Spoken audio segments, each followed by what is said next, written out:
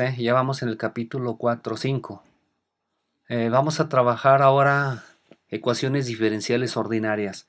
En esta sesión solo vamos a ver algunos conceptos base, ¿no? Vamos a entender un poco por qué la importancia de utilizar ecuaciones diferenciales ordinarias en la ingeniería, y no se diga en estructuras, en la hidráulica, en estudios ambientales, en ingeniería de transporte, en cimentaciones. Es fundamental, ¿no?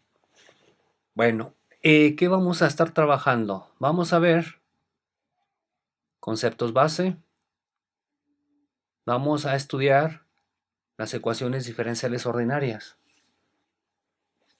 y vamos a ver las técnicas numéricas. Aquí hay un apartado método paso a paso. Vamos a ver también algo de métodos multipaso y sistemas de ecuaciones. Por supuesto, vamos a ver algunos ejemplos interesantes. Esa es la parte importante de que ustedes apliquen el método numérico a problemas de ingeniería. Bueno, realmente los ingenieros, como les comentaba en la sesión pasada, estamos acostumbrados a resolver todos los problemas a través de ecuaciones, o modelos, o sistemas de ecuaciones. Hay una situación fundamental. El ingeniero civil generalmente tiene que trabajar en una ecuación diferencial, es decir, no tiene la solución o no tiene la solución analítica del sistema. Y muchas veces una componente fundamental es, por ejemplo, en un sistema dinámico, conocemos las componentes de velocidades, es decir, el cambio de la posición de un elemento o de un objeto en el tiempo o en la distancia. Entonces al final eso nos lleva a una ecuación diferencial. Hay ocasiones que tenemos que conocer cuáles son los asentamientos diferenciales de una cimentación o la deformación angular de una estructura.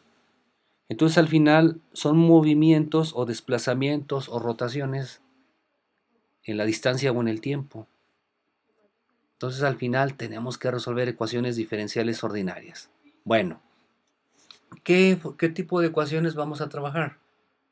Vamos a ver en este capítulo, y a favor de irnos familiarizando, vamos a considerar que la ecuación diferencial está compuesta de una variable independiente que lo vamos a denotar como f de x, y, donde y es la variable dependiente. No es la función, considérenlo la derivada.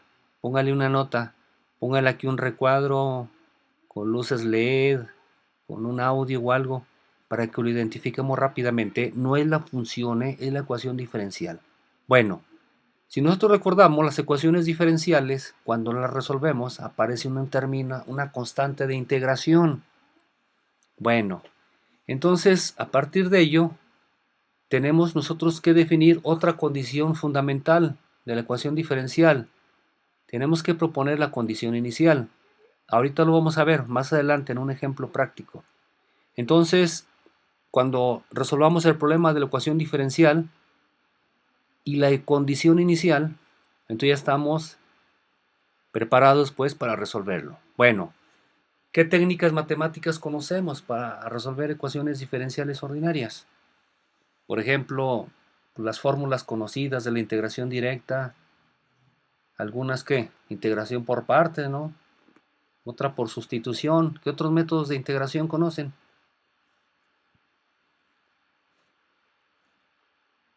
A ver, díganme. ¿No recuerdan?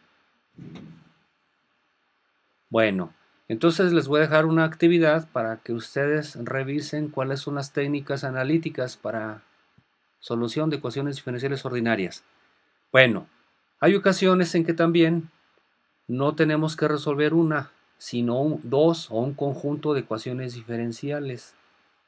Entonces, en esas condiciones, muchas veces las técnicas matemáticas se dificultan. Nosotros, con los elementos numéricos que hemos desarrollado en el capítulo 2 de sistemas de ecuaciones, pues tenemos los elementos base para resolver los sistemas de ecuaciones diferenciales. Ahora, tienen su aplicación fundamental. Por ejemplo, si estamos diseñando un sistema de de, de abastecimiento para un edificio inteligente, pues tenemos que colocar un sistema de agua potable, un sistema de agua fría y un sistema de agua caliente. Pero así como también los usuarios hacen consumo de esa agua o los servicios, pues también tienen que descargarla, desecharla. Entonces tenemos que diseñar el sistema de drenaje. Bueno, esos dos sistemas interconectados, en cierto momento, una primera ecuación diferencial ordinaria pudiera ser la operación del tanque elevado, los famosos tinacos. Y a partir de ahí, ¿cómo sería la distribución del agua? ¿En función de qué? De las necesidades. Por ejemplo, si estamos en un edificio, por ejemplo, un hospital, pues ahí hay varios usuarios. Está el servicio médico, está el servicio administrativo, están propiamente los convalecientes. Entonces cada uno de ellos tiene sus necesidades de agua y cambian con el tiempo. Por ejemplo, en el día, prácticamente el consumo es mucho mayor al mediodía que en la tarde o en la noche, cuando prácticamente los pacientes están descansando, el servicio, las guardias médicas ya es menor cantidad. Entonces hay una variación del consumo del agua en el tiempo, igual para el sistema sanitario. Entonces, si me piden hacer el dimensionamiento de la red de agua potable hidrosanitaria del sistema de ese edificio, pues tengo que considerar esa variación. Y esa variación es en el tiempo principalmente. Entonces ahí está una ecuación diferencial. Ahora, por ejemplo, el sistema de calefacción también, o de aire acondicionado, pudiera ser otro conjunto de ecuaciones. Observen, ya estamos encontrando de manera práctica que los sistemas de ecuaciones diferenciales ordinarias, pues en la ingeniería aparecen prácticamente. Bueno, entonces también vamos a ver algún problema de solución de sistemas de ecuaciones diferenciales. Bueno, vamos a ver algunos conceptos muy básicos y vamos a empezarlos a identificar. Por ejemplo, ¿qué es una ecuación diferencial ordinaria? Pues simplemente es una función cualesquiera en el cual estamos empleando las derivadas y solo vamos a tener una variable desconocida o la incógnita o la variable dependiente. Por ejemplo, la derivada de y respecto a x. Entonces la variable independiente sería x y la variable dependiente y. Bueno, entonces observemos. Aquí yo tengo que la derivada de y respecto a x es igual a x cúbico por coseno de y. Puede resultar algo así como un tipo de función armónica en el cual de manera cíclica se repiten los valores. Si graficamos esta función, pues sería una función de este tipo. Ok. Aquí está otra ecuación más compleja. Oye, Inge, pero ahí aquí aparece una segunda derivada. Pero aquí aparece una primera derivada, un exponente al cubo. Entonces, algo que generalmente los estudiantes y los profesores olvidamos o lo omitimos con frecuencia es dar alguna clasificación de las ecuaciones. Bueno, vamos a definir un concepto que se le conoce como orden de una ecuación diferencial. Bueno, ¿eso qué sería? Entonces, vamos a ver la función desconocida. ¿Cuál es? Es y. Veamos. Aquí está la primera derivada. Entonces, esta ecuación diferencial es de primer orden. Aquí está otra ecuación diferencial, pero está la segunda derivada. Entonces sería de segundo orden. Oye, aquí está una derivada, una cuarta derivada. Entonces sería de orden 4. Entonces no lo olvidemos, ¿eh? El orden de una ecuación diferencial representa la derivada más alta. Entonces aquí sería primer orden, segundo orden y cuarto orden. Ok. Hay otro concepto que se le denomina el grado de una ecuación. Entonces, lo que vamos a buscar es la mayor potencia. Por ejemplo, esta primera derivada tiene una potencia 1. Es como si tuviéramos un paréntesis y un superíndice 1. Entonces sería de grado 1. Aquí está una derivada, vean. Y tiene una potencia de 3. Entonces, esta ecuación diferencial es de segundo orden y de tercer grado. Esta ecuación diferencial,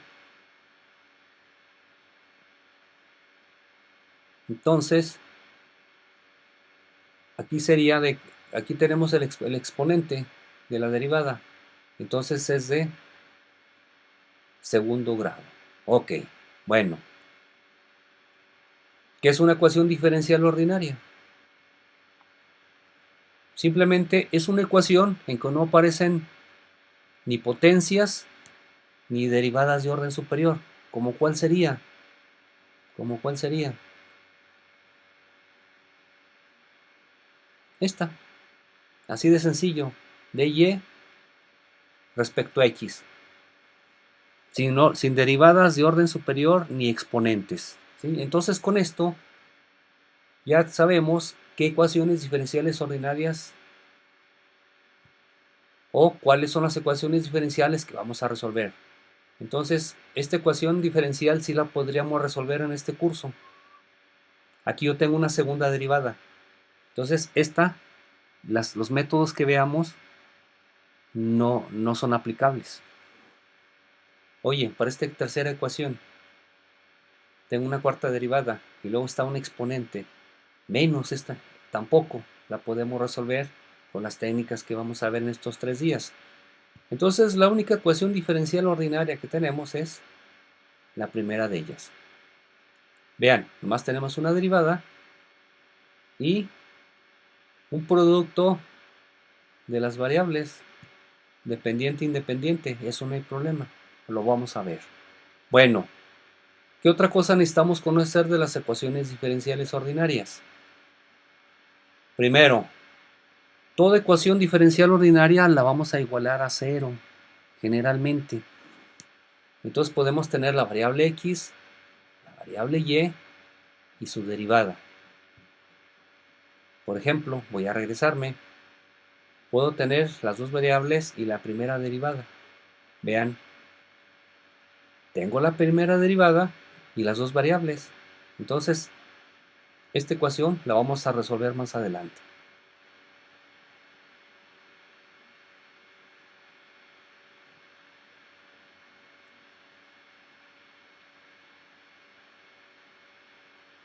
Ok, vamos a regresar un poco. Ahora sí voy a ampliar. Quise extender la parte de los apuntes, que no viene esta parte. Ok, vamos a ver por qué tenemos que definir una condición inicial. Una condición inicial, perdón. Tengo mi ecuación diferencial. Vamos a hacer un ejemplo. Por ejemplo, esta ecuación muy sencilla, dy de x igual a 3x.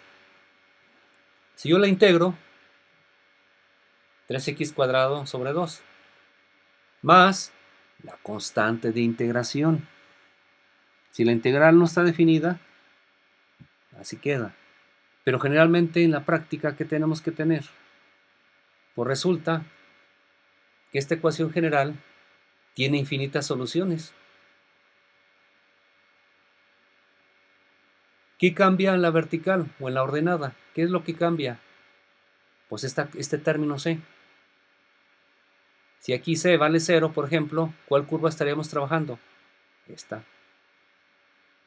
Oye, si c vale 0.5 o 1, vamos a pensar que están con una separación de un incremento de 1. Entonces yo resolvería esta ecuación. Ok. Entonces, por eso siempre para el valor inicial de x, aquí en este caso es 0, ¿cuánto debe valerse para tener la solución exacta? Porque yo no necesito las infinitas soluciones, yo necesito una solución particular. Entonces, por eso debemos plantear una condición inicial. Vamos a verlo. La condición inicial es esta. De todo ese montón de ecuaciones que vimos anteriormente, siempre vamos a definir un inicio para x0 y es 0. Este valor yo se los tengo que proporcionar, o ustedes tenemos que plantearlo en función del problema físico. Bueno, vamos a ver ahora la comparativa entre la solución exacta o analítica y la numérica. Bueno, la solución exacta prácticamente no importa qué valor de x estemos trabajando, será la solución real. Generalmente en los métodos numéricos nosotros no vamos a poder generar soluciones continuas así en este sentido. Así que vean la transición suave. No, lo que vamos a hacer es utilizar valores discretos. ¿Esto qué representa? Bueno, es simplemente en un incremento o en un rango de valor inicial, un x inicial y un x final, vamos a seleccionar varios puntos basados en qué? Pues en el incremento de paso delta de x. Ok, en ese incremento de paso vamos a definir los valores donde vamos a calcular la función ya resuelta. Pues tendría x0. Si yo propongo el delta de x, entonces sería x más el delta de x sería x delta de x1. Si a x1 le sumo otro delta de x sería x2 y así lo llevo. Bueno, entonces en los puntos que se están indicados yo solo tendría la solución numérica. ¿Por qué? Porque realmente vamos a considerar que la solución analítica no la podemos obtener. Entonces, empleando el método numérico, lo que vamos a obtener son soluciones aproximadas. Ahora, ¿qué tan aproximadas queremos que sean? Eso lo vamos a ver en tres sesiones más, y vamos a ver que una parte fundamental es el incremento de paso. Lo vamos a verificar más adelante. Ya lo vimos en temas previos, ¿no? Pero ahorita vamos a reforzar de que si un modelo numérico, el incremento de paso es muy pequeño, la solución tiende a la solución exacta. Bueno, ¿qué métodos numéricos vamos a ver? Vamos a ver dos tipos generales de solución, los llamados métodos paso a paso y los métodos multipaso. En términos muy sencillos, vamos a ver simplemente tres métodos en el paso a paso: el método de Euler, el método de Hume y el método de Runge-Kutta. ¿Cómo funciona una técnica paso a paso? Bueno, lo que hacen es lo siguiente. Tenemos la ecuación diferencial ordinaria y, como les comentaba, necesitamos la condición inicial. Entonces voy a indicar con un punto relleno en color negro el dato conocido o el valor conocido. Ok, entonces si yo propongo un incremento de paso delta de x, entonces en este valor de x voy a buscar la siguiente solución numérica. ¿Cómo? Pues vamos a utilizar la información previa del punto conocido, donde conocemos el valor de xy. Entonces, a partir de este valor, más alguna ecuación recursiva, que lo vamos a empezar a demostrar en la siguiente sesión, vamos a calcular el valor siguiente. Entonces ya tendríamos conocido el segundo punto, que sería como este. Bueno, entonces ya conocido este punto, ¿cómo calculo el siguiente? ¿Con qué? Con el mismo incremento de paso. Puede ser variable, ¿no? Pero ahorita vamos a considerar que es constante el incremento de paso. Entonces, ¿cómo calculo este valor? Pues vamos a utilizar la información del punto anterior y lo calculamos con una ecuación recursiva que ahorita desconocemos cuál es. Bueno, para el siguiente punto hacemos lo mismo. Tomamos un incremento de paso y calculamos ahora el tercer punto, conocido el punto anterior. Bueno, ¿cuál es la ecuación que me permite inferir el valor actual utilizando el valor conocido previo? Pues con estos métodos. Y el método más sencillo que vamos a ver el lunes o el martes, ya no sé qué día, es el método más sencillo. Aplica el concepto de derivada. Este método lo que hace es utiliza un método mejorado. Bueno, entonces los métodos paso a paso realizan el cálculo conocido, el valor de un punto anterior. Ok. Hay otros métodos que se conocen métodos multipaso. Está el método de Adams, está el método del Mile. No los vamos a ver. Lo que me interesa es que ustedes dominen al menos estos métodos, que son muy fáciles de programar en la hoja electrónica para que ustedes resuelvan problemas. ¿Cómo funciona un método multipaso? A diferencia del método de paso a paso, estos hacen lo siguiente. Ellos requieren varios valores conocidos de puntos anteriores. Aquí necesitábamos solo uno, pero el método multipaso me pide que pueda tener necesariamente dos valores conocidos o tres o más. ¿Para qué? Para calcular el siguiente. Entonces, como estamos empezando a ver, pues esto ya es un método un poco más complejo. Generalmente estos métodos, a diferencia de los métodos paso a paso, que es una aplicación de una fórmula directa, aquí necesitamos métodos iterativos o recursivos, algo así como el método de punto fijo o Newton-Raphson. Ok, entonces esos métodos los vamos a ver aquí. Bueno, entonces, por favor, les voy a encargar el material que les proporcioné del curso, que le den una ojeada, le den un vistazo. Aquí vienen algunos